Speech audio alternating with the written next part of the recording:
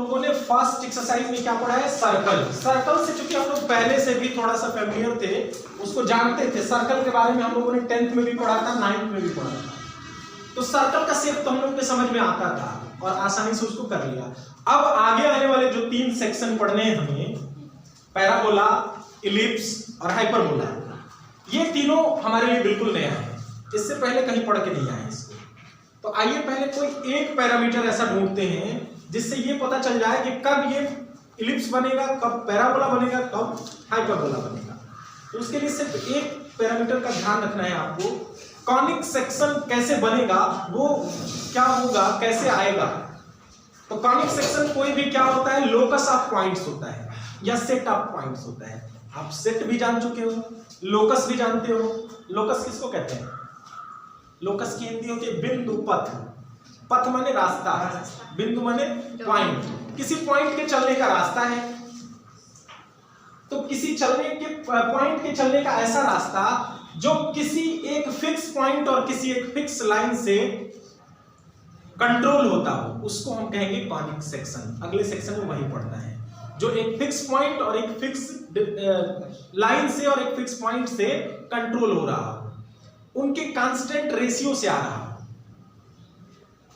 Means कोई भी conic section पढ़ेंगे तो वो क्या होगा, किसी एक फिक्स पॉइंट से और एक फिक्स लाइन से उसकी डिस्टेंस का जो रेशियो है वो हमेशा क्या आएगा, कांस्टेंट आएगा।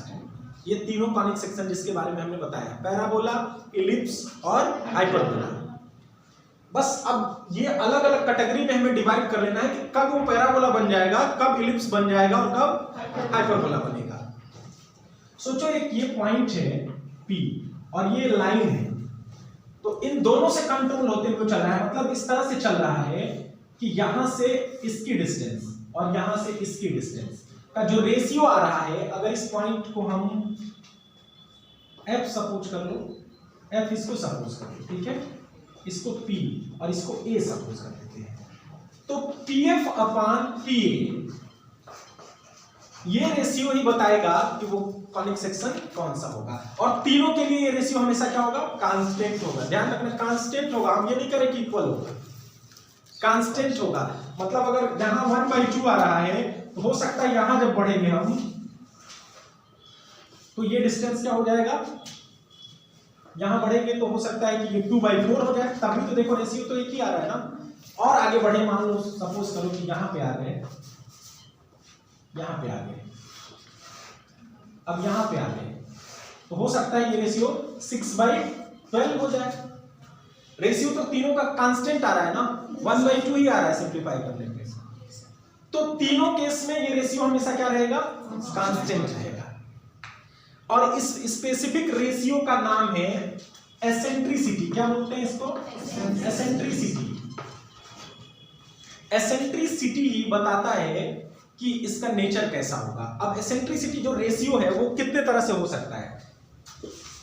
एसेंट्रिसिटी E, जब कोई रेशियो निकालेंगे तो उसकी वैल्यू क्या क्या हो सकती है।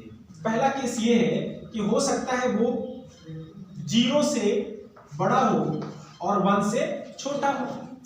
पहला केस ये आ रहा है कि 0 और 1 के बीच में हो। दूसरा केस ये आ रहा है कि वो 1 के इक्वल हो। और तीसरा केस ये आ रहा है कि E की वैल्यू 1 से ग्रेटर हो। कोई भी फ्रैक्शन होता है तो उसकी वैल्यू क्या आती है, निगेटिव तो आएगा नहीं, पहले डिस्टेंस का रेशियो है तो निगेटिव तो आएगा नहीं, पॉजिटिव भी आएगा। तो कोई भी फ्रैक्शन लिखते हो तो वो या तो प्रॉपर फ्रैक्शन होता है या तो इम्प्रॉपर होता है। तो इम्प्रॉपर कब कहते हो, जब न्यूमरेटर डिनोमिनेटर से बड़ा रहे। और प्रॉपर कब कहते हो, जब न्यूमरेटर छोटा रहे डिनोमिनेटर से। या तीसरा केस है कि दोनों इक्वल हो जाए, दोनों इक्वल होता है तो 1 आ जाती है वैल्यू। तो रेशियो है तो इसके 3 केसेस पॉसिबल है। पहला तो E की वैल्यू 0 और 1 के बीच में आ सकती है, यानी 0 से बड़ी लेकिन 1 से छोटी हो। तीसरा केस है, दूसरा केस है कि 1 के इक्वल आ जाए, तीसरा है 1 से ग्रेटर आ जाए। अब यही बताता है, यही पैरामीटर ऐसा है जो बताएगा कि नेचर कैसा होगा, वो उसका नाम क्या होगा उस कॉनिक सेक्शन का। अगर इस केस में है तो इसका नाम होगा इलिप्स। क्या होगा ये, इलिप्स। अगर E = 1 आ गया, E = 1 मतलब वो पॉइंट ऐसे चल रहा है कि इस लाइन से और इस पॉइंट से, दोनों से डिस्टेंस उसकी बराबर आती जा रही है, इक्वल रह रही है। अगर यहाँ से 4 सेंटीमीटर डिस्टेंस पे है तो यहाँ से भी 4 सेंटीमीटर डिस्टेंस पे है, यहाँ से 5 सेंटीमीटर है तो यहाँ से भी 5 सेंटीमीटर। इस तरह से चलता जा रहा है कि हर जगह दोनों का रेशियो 1 आ रहा है, यानी इक्वल डिस्टेंस होगी तभी तो 1 आ रहा होगा। तो इस केस में क्या बनेगा, वो पैराबोला। और तीसरे केस में, जब तीसरे केस में तो अब डिस्कशन ही नहीं करना है, जब तीसरा केस क्या होगा, हाइपरबोला। हाइपरबोला। तो इन तीनों को डिसाइड करने वाला पैरामीटर हमारा क्या है, एसेंट्रिसिटी। क्या है, एसेंट्रिसिटी। और वो कौन सा रेशियो होता है, फिक्स पॉइंट से और फिक्स लाइन से डिस्टेंस का रेशियो होता है। किसका, लोकस ऑफ पॉइंट्स के। लोकस ऑफ पॉइंट का फिक्स पॉइंट और फिक्स लाइन से डिस्टेंस का जो रेशियो होता है उसी को कहते हैं एसेंट्रिसिटी। और इस फिक्स पॉइंट का नाम होता है फोकस। इस फिक्स पॉइंट को क्या कहते हैं, फोकस। और इस फिक्स लाइन को क्या कहते हैं, डायरेक्ट्रिक्स। क्या बोलेंगे, डायरेक्ट्रिक्स। डायरेक्ट्रिक्स मींस नियंत्रण करने वाला। ये फोकस किए हुए है यहाँ पे, कहीं जब आप जैसे मान लो कहीं मूव कर रहे हो, किस चीज पे फोकस किए हुए हो, तो फोकस किए हुए तो उससे हमेशा डिस्टेंस मेंटेन रखते हो। जैसे एक सर्कुलर पाथ पे अगर आपको मूव करना है तो सेंटर पे फोकस रखते हो, तो ये फोकस हो गया, इस पे फोकस हमने रखा। और डायरेक्ट्रिक्स, जो पीछे से उसको बार बार डायरेक्शन दे रहा है, वो डायरेक्ट्रिक्स हो गया। तो इसका नाम डायरेक्ट्रिक्स और इस पॉइंट का नाम फोकस। फोकस एक से ज्यादा होंगे तो उसको फोसाई पढ़ेंगे, ठीक है।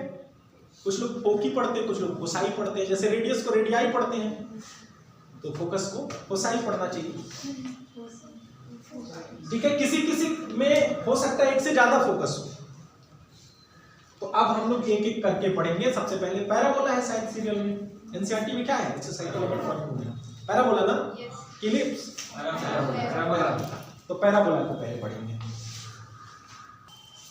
अब देखिए पैराबोला की डेफिनेशन क्या है mathematically. A parabola is the set of all points in a plane which are equidistant from a fixed line and a fixed point. हमने कहा तीनों कॉनिक सेक्शन में क्या निकालना होगा हमें, फिक्स लाइन से और फिक्स पॉइंट से डिस्टेंस निकालना होगा। किसका, लोकस ऑफ पॉइंट्स का। जिस रास्ते पे पॉइंट चल रहा है उसके हर किसी भी पॉइंट से इस फिक्स पॉइंट का और फिक्स लाइन का डिस्टेंस निकालना होता है, और उसका रेशियो ही बताता है कि ये किस नेचर का होगा। तो पैराबोला के केस में वो रेशियो कितना आ रहा था, 1। तो अगर 1 आ रहा था मतलब ये दोनों डिस्टेंस क्या होने चाहिए, इक्वल। अगर कोई पॉइंट इस तरह से चल रहा है कि उसका डिस्टेंस हमेशा इस पॉइंट और इस लाइन से इक्वल रह रहा है, तो ऐसे शेप को क्या कहेंगे, parabola. A parabola is the set of all points in a plane which are equidistant from a fixed line and a fixed point in a plane. ठीक है, ये डेफिनेशन हो गया। And fixed line is called directrix. Fixed line is called directrix. And fixed point is called focus of parabola. Focus. Fix point को क्या बोलेंगे, focus, और fix line को डायरेक्ट्रिक्स। अब स्टैंडर्ड इक्वेशन निकालना है हमें, ठीक है। तो हमने सपोज किया, और देखो जिस एक्सिस के अराउंड ये पैराबोला, पहली बात तो पैराबोला अपने दिमाग में डाल लीजिए कि पैराबोला का शेप होगा कैसे, इस तरह का होगा, अपने दिमाग में बिठा लीजिए। इससे पहले कहीं पढ़ा नहीं है। जैसे सर्कल अगर आपको बनाने के लिए कह दिया जाए तो कहीं भी बड़े आसानी से बना देते हो, क्योंकि सर्कल आपके दिमाग में बैठा हुआ है, सर्कल का शेप कैसा है। पैराबोला अभी तक नहीं जानती, तो पैराबोला को अपने दिमाग में बिठाओ, पैराबोला का शेप कैसा होता है, ये होता है ज्योमेट्रिकल शेप, यही है। अब अलग अलग पोजीशन पे ये अलग अलग रोटेट होगा, वो अलग बात है, उसको हम लोग पढ़ेंगे, लेकिन पैराबोला का शेप यही रहेगा, ठीक है। तो पैराबोला जिस एक्सिस, जिस लाइन के अलॉन्ग सिमेट्रिक है, सिमेट्रिक मीन समझते हो, जिस लाइन से काटने पे दोनों तरफ इक्वली दिख रहा है, उसको कहेंगे axis of parabola. Axis of parabola. तो यहां एक एक्स एक्सिस है इस पैराबोला का एक्सिस। अब हमें निकालना है इसका स्टैंडर्ड इक्वेशन। तो डेफिनेशन के अकॉर्डिंग हम पैराबोला पे कोई भी एक मूवेबल पॉइंट ले लेंगे, एक ऐसा पॉइंट लेंगे जो कांस्टेंट ना हो, चल रहा हो। तो movable point means variable point, जो वेरी कर रहा है, वो पॉइंट क्या होता है, एक्स वाई। हमने इसको ले लिया, तो डेफिनेशन के अकॉर्डिंग इसकी जितनी डिस्टेंस f से है उतनी डिस्टेंस m से है। f का कोऑर्डिनेट हमने सपोज किया कि इसका वर्टेक्स, इसको क्या कहते हैं, वर्टेक्स ऑफ पैराबोला। जहां पे ये टर्न लेता है, जहां से दूसरा डायरेक्शन ले रहा है, वो क्या है, वर्टेक्स है, और वहां पे एक्सिस को ये काटेगा, तो एक्सिस और पैराबोला का जो पॉइंट ऑफ इंटरसेक्शन है उसको कहते हैं वर्टेक्स। क्या बोलेंगे, vertex of parabola, vertex of parabola. तो हमने सपोज किया कि वर्टेक्स ऑफ पैराबोला 0 0 पे है, ओरिजिन पे है, तो इसका स्टैंडर्ड इक्वेशन क्या निकलेगा? अगर ये 0 0 पे है तो जितना डिस्टेंस ये उतना डिस्टेंस ये, एक्स एक्सिस पे ये डिस्टेंस होगा, तो एक्स एक्सिस पे कोई भी पॉइंट a0 टाइप का होता है, जितना डिस्टेंस ये गया हो, अगर 4 डिस्टेंस हो तो 4 0, 5 गया हो तो 5 0, और उतने डिस्टेंस पे पीछे डायरेक्ट्रिक्स होगी, तो ये एक्स एक्सिस को कहां काट रही होगी, x इक्वल टू माइनस एक, क्योंकि अपोजिट डायरेक्शन में आ रही है। तो इस m का कोऑर्डिनेट क्या हो जाएगा, माइनस से x कोऑर्डिनेट है, और इस x y से हमने इस पे एक परपेंडिकुलर ड्रा कर लिया है। डिस्टेंस निकालने के लिए क्या करते हैं, किसी पॉइंट से किसी लाइन का डिस्टेंस निकालना हो तो उस लाइन, उस पॉइंट से उस लाइन पे परपेंडिकुलर ड्रा करते हैं, यही ना। तो यहां से जब परपेंडिकुलर हमने ड्रा किया, मतलब इसी की बिल्कुल पैरेलल है, यहां पे कोऑर्डिनेट क्या है y, तो इसका y कोऑर्डिनेट क्या होगा, y ही होगा, और x कोऑर्डिनेट क्या होगा, -1, यही होगा ना। अब हमें बस डेफिनेशन को बस यहाँ पे पुटअप कर देना है। डेफिनेशन क्या कहता है, डेफिनेशन ये कह रहा है कि PF is equal to PM होगा ना। P अगर पैराबोला पे है तो P से F के डिस्टेंस और P से M के डिस्टेंस इक्वल होने चाहिए, यही कह रहा है ना।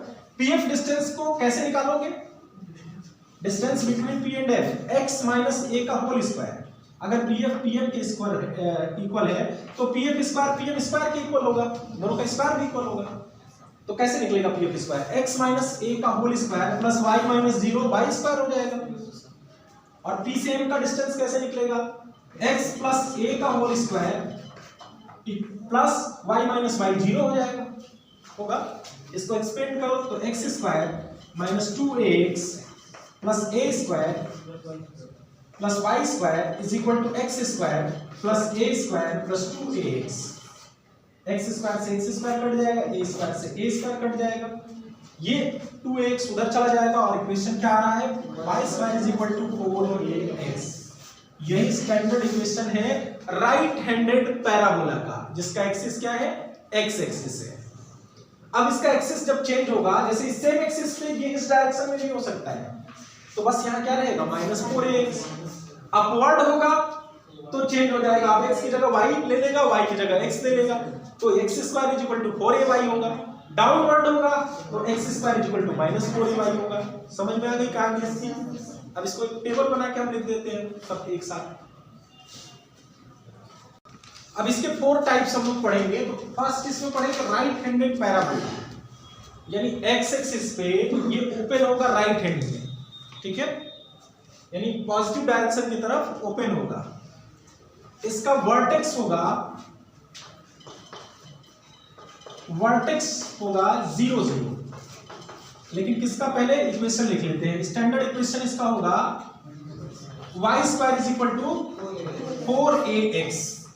अगर इस टाइप का इक्वेशन मिल रहा है तो वो क्या होगा, राइट हैंडेड पैराबोला, ये ध्यान रखना है। और उसका वर्टेक्स कहां होगा, 0 0 पे होगा। एक्सिस ऑफ पैराबोला हमेशा क्या होगा, इसका x axis, positive x axis लिखेंगे, चाहे x एक्सिस भी लिखेंगे तो भी चलेगा। x एक्सिस इसका एक्सिस है। फोकस क्या होगा इसका, a0। फोकस क्या होगा, a0। x एक्सिस पे होगा, a0 होगा। इक्वेशन ऑफ डायरेक्ट्रिक्स, जितना फोकस आगे है उतना ही डायरेक्ट्रिक्स पीछे होगी। तो y एक्सिस के पैरेलल किसी लाइन का इक्वेशन क्या होता है, x इक्वल टू a। तो यहाँ पे डायरेक्ट्रिक्स का इक्वेशन हो जाएगा x equal to -a, x equal to -a। और ऐसे भी लिख सकते हो x plus a equal to 0, ठीक है।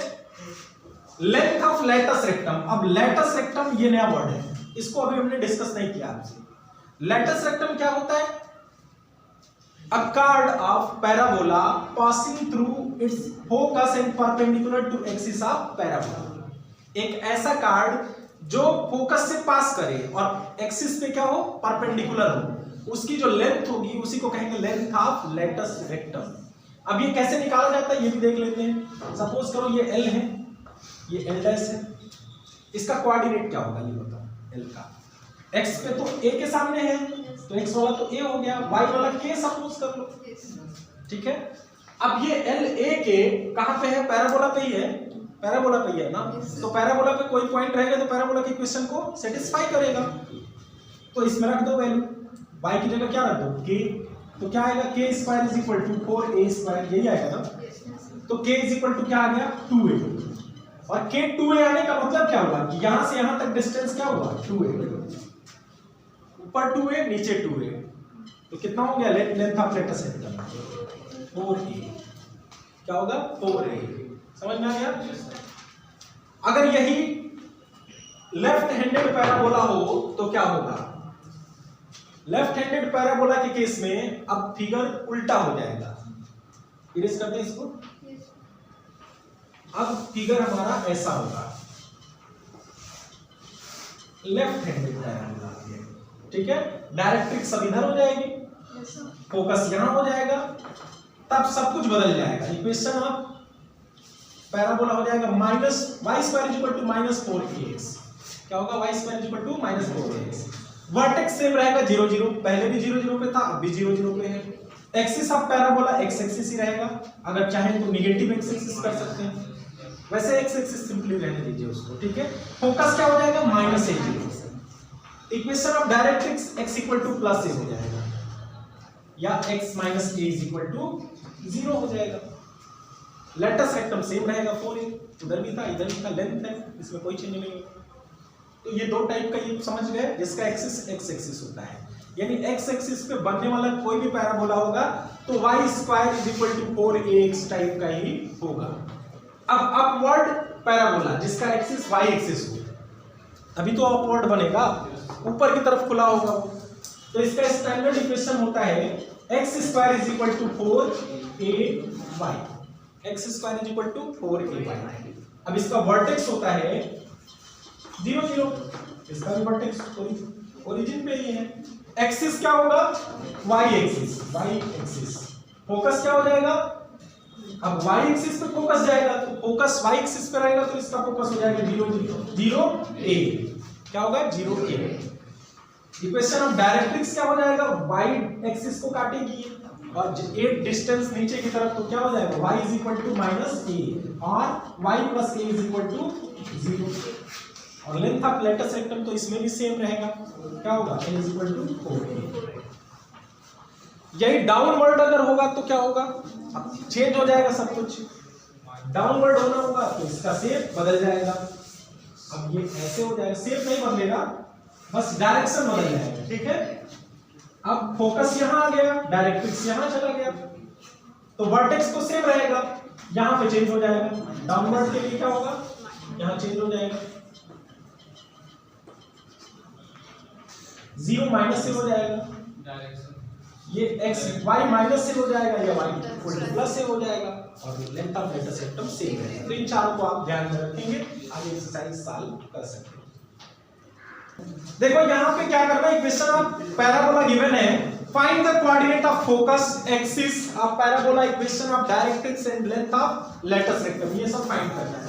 तो बहुत सिंपल है, कंपेयर कर देना है बस आपको, किससे, ये किससे मिलता जुलता है, y square equal to 4ax से कंपेयर करोगे तो 4a is equal to 14, then a is equal to क्या मिल गया 14/4 इज इक्वल टू 7/2। जब a मिल गया तो आपको सब कुछ मिल गया। पहले तो इसका वर्टेक्स क्या हो जाएगा 0 0, वर्टेक्स इक्वल टू 0 0, और क्या पूछ रहा है फोकस, फोकस क्या होगा a0 होता है, y square is equal to 4x type का है तो क्या होता है a0, तो यहां हो जाएगा 7/2 0। उसके बाद डायरेक्ट्रिक्स, डायरेक्ट्रिक्स का इक्वेशन बताइए, x इक्वल टू माइनस 7/2 और 2x is equal to 2x plus 7 is equal to 0, ये हो गया डायरेक्ट्रिक्स का इक्वेशन। एक्सिस क्या होगा इसका, कौन सा एक्सिस है बताओ, x एक्सिस है। Latus rectum, length of latus rectum क्या हो जाएगा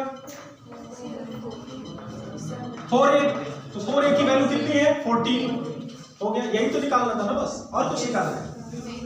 इसमें भी निकाल लोगे y square is equal to 8x है, यही है ना, माइनस 8x है, y square is equal to minus 8x, तो एक्सिस सबसे पहले लिख लो क्या है x एक्सिस है,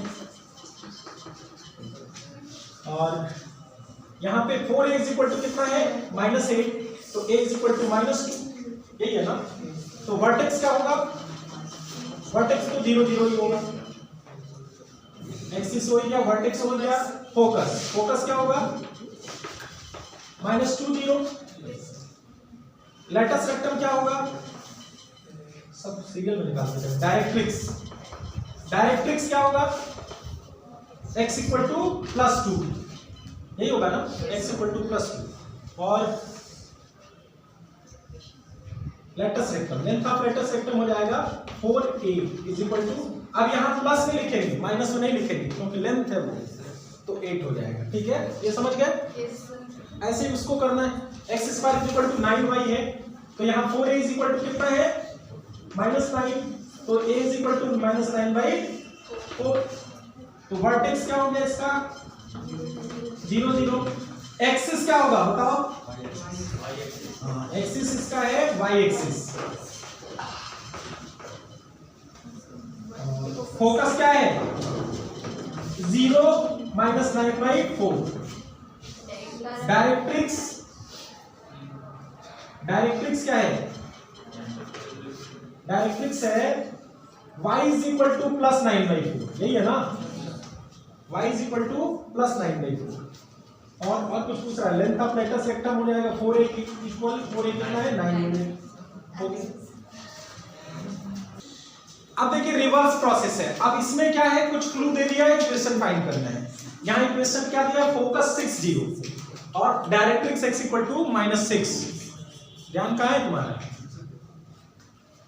फोकस 6 0 है, a 0 टाइप का है, तो कौन सा एक्सिस होगा उसका, x एक्सिस होगा, पॉजिटिव डायरेक्शन होगा, क्योंकि पॉजिटिव डायरेक्शन में ही 6 मिल सकता है, तो उसका स्टैंडर्ड इक्वेशन होता क्या है, पहले यहां देखो कंपेयर करो इसको, a 0 से, a 0 = 6 0 है, तो a = क्या मिल गया 6, बस a की ही तो जरूरत है इक्वेशन निकालने की, और एक्सिस पता ही चल गया आपको कौन सा है, तभी तो डायरेक्ट्रिक्स का इक्वेशन x = -6 लिखा है, hence equation is y² = 4 × ax, y² = 24x, ये हमारा क्वेश्चन है। 10 नंबर में वर्टेक्स गिवन है, इसमें वर्टेक्स 0 0, तो वर्टेक्स तो सब में 0 0 होता है, लेकिन ये क्लू है, अच्छा फोकस कितना है -2 0, x एक्सिस के नेगेटिव डायरेक्शन में है, a 0 = क्या दिया है -2 0, तो a = -2, तो इक्वेशन क्या होगा बताओ, y² = -4ax, तो यहाँ माइनस मत लगाइए, जब a = -2 लिखी रहे तो हो जाएगा y² = -8x।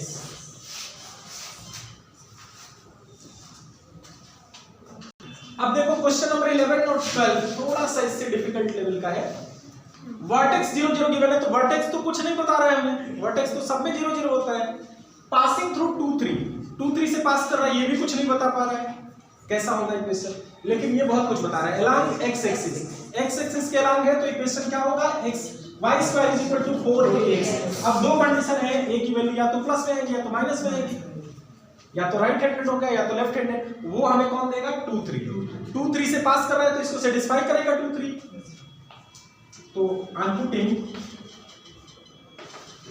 x = 2 y = 3, क्या मिलेगा, ये 3² = 4a × 2, 9/8 = a, a की वैल्यू क्या मिल गई 9/8, हेंस इक्वेशन इज, अब इक्वेशन पता चल गया, y² = 4 × 9/8x, that is y² = 9/2x, और ऐसे भी लिख सकते हो 2y² = 9x। सेकंड में कह रहा है वर्टेक्स 0 0, ये भी कुछ नहीं बता रहा है, पासिंग थ्रू 5 2, ये भी कुछ नहीं बता रहा है, लेकिन ये बहुत कुछ बता रहा है, सिमेट्रिक अबाउट y एक्सिस, तो या तो अपवर्ड होगा या तो डाउनवर्ड होगा, इसका इक्वेशन क्या होता है, x² = 4ay, अब 5 2 से पास कर रहा है, तो x = 5 y = 2 पुट करेंगे इसमें, तो 25 = 8y, सॉरी 8y 8a, तो कितना हो गया, a = 25/8,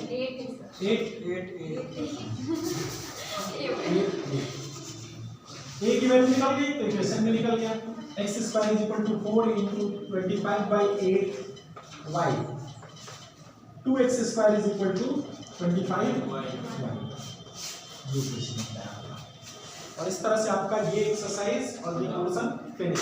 नेक्स्ट में इलिप्स पढ़ना है।